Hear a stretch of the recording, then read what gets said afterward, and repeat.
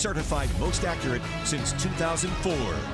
All right, as we step into your weekend, certainly things are going to be a little on the warmer side to get it started, and you may notice a little bit of that warmth already working back in this evening. Temperatures at best overnight only dipping into the upper 60s, but it's going to be a dry and very quiet night. So if you have outdoor plans, this is a good forecast for you. We bring the heat and humidity back in for tomorrow, and then we'll eventually start to see a cold front rolling in by Sunday, and that brings a lot more bigger changes back to the forecast in terms of rain chances and potentially a little bit of cooler weather as well as we look ahead towards the upcoming work week. As for this evening, very, very quiet. Temperatures slowly falling out of the 80s back into the 70s, a light wind. That's kind of the bigger story for this evening. So if you do have evening outdoor plans, everything is looking good to go. By tomorrow, temperatures are kind of teetering closer to that 90-degree mark. Factor in the humidity, probably going to feel more so like we're in the low to middle 90s.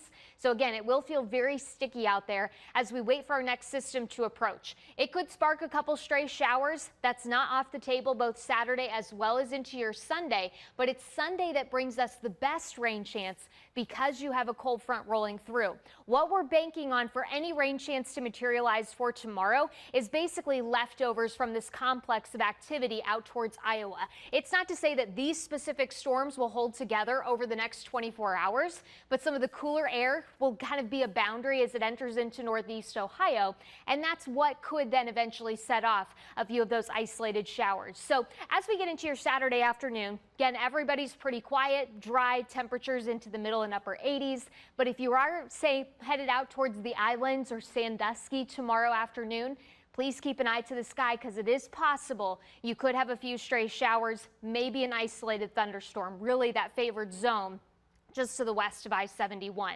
Then as that starts to work its way eastward, it may keep a couple stray showers across other parts of northeast Ohio through the night.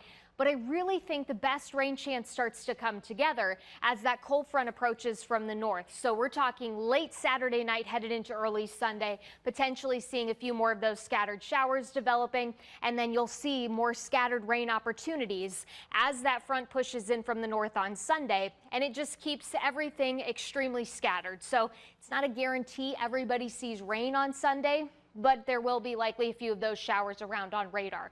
What this system will do is eventually push down to the south, but leave us with some remnant moisture into the early part of this next week. We'll team it up with a couple systems coming in from the west.